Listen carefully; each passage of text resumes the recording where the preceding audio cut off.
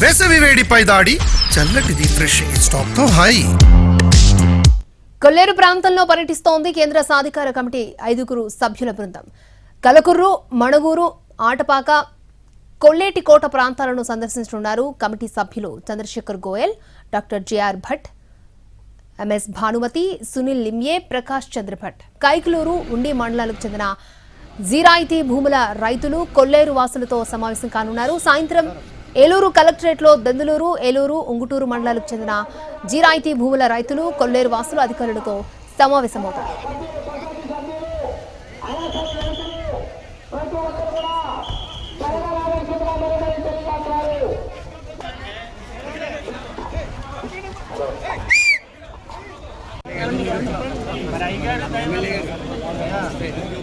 కొల్లేరు ప్రాంతంలో పర్యటన కోసమే కేంద్ర సాధికార కమిటీ 5 సభ్యుల బృందం ఏలూరుకు చేరుకుంది. 2 రోజుల పర్యటనలో భాగంగా కలకుర్రు, మణుగునూరు, ఆటపాక, కొల్లేటికోట ప్రాంతాల్లో కమిటీ పర్యటించి అక్కడ పరిస్థితులను అధ్యయనం చేయనుంది.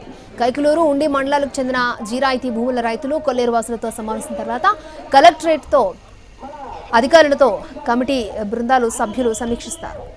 కేంద్ర సాధికార కమిటీకి తమ సమస్యలు వినిపించుకునేందుకు కొల్లేరు గ్రామాల ప్రజలు సిద్ధమయ్యారు. రైట్, ఇదే అంశానికి సంబంధించి మరింత సమాచారాన్ని మా ప్రతినిధి మల్లికార్జున అందిస్తారు.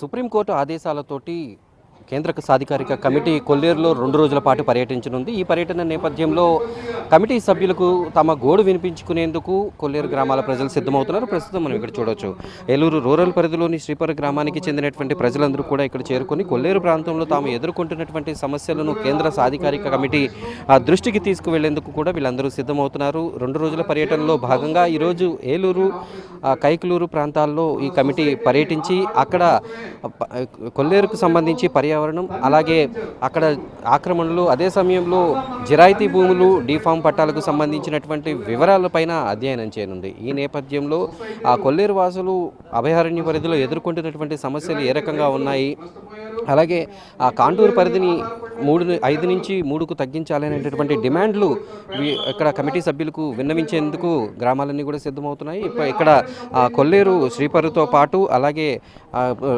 ఎగువన ఉండేటటువంటి కలకుర్రు, మణుగురు గ్రామాల్లో కూడా ప్రజలు తమ వినతులను కేంద్ర సాధికార కమిటీ సభ్యులకు ఎక్కడికక్కడ విన్నవించుకుంటూ వస్తున్నారు. అలాగే కైకలూరు నియోజకవర్గంలోని కొల్లేటికోట వద్ద ఏర్పాటు చేసినటువంటి బహిరంగ సభలో సైతం ఇవే విషయాలను వారు ప్రస్తావించి తమ గోడు వినాల్సిందిగా ఇక్కడ కమిటీ సభ్యులకైతే తెలియజేసేటటువంటి ప్రయత్నం చేస్తున్నారు. దీంతో సాధికారిక కమిటీలోని 5 సభ్యులు ఇక్కడ ప్రజలు ఎదుర్కొంటున్నటువంటి సమస్యలన్నింటినీ కూడా సుప్రీంకోర్టు దృష్టికి తీసుకువెళ్ళబోతున్నారు. దశాబ్దాల కాలంగా ఇక్కడ ప్రజలు ఎదుర్కొంటున్నటువంటి సమస్యలకు ఈ కమిటీ ఇచ్చేటటువంటి నివేదిక ఎంతవరకు పరిష్కారం చూపుతుంది అనేది భవిష్యత్తులో తెలియాల్సి ఉంది. ఇది వచ్చినటువంటి దశాబ్దాలుగా కొల్లేరు ప్రాంతంలో ప్రజలు ఎదుర్కొంటున్నటువంటి సమస్యలు పరిష్కరించుకోవడానికి ఇదొక సువర్ణ అవకాశం. కాబట్టి ఇక్కడ ఉండేటటువంటి స్థానిక నాయకులు అలాగే అధికారులు అందరూ కూడా ఆ కమిటీ సభ్యులకు ఇక్కడ జరుగుతున్నటువంటి పరిణామాలను, కొల్లేరులో చోటు చేసుకుంటున్నటువంటి సమస్యలన్నింటినీ కూడా వారి దృష్టికి తీసుకువెళ్ళి సుప్రీంకోర్టు దృష్టికి చేర్చేటటువంటి ప్రయత్నంలో ఉన్నారు. 2 రోజుల పర్యటనలో భాగంగా కేంద్ర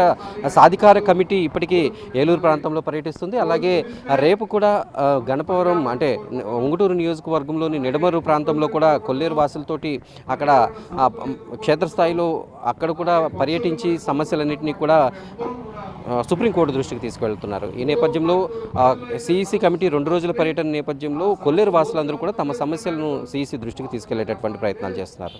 వీడియో జర్నలిస్ట్ కరిశ్రీనివాస్తో మల్లికార్జున్, ఏలూరు.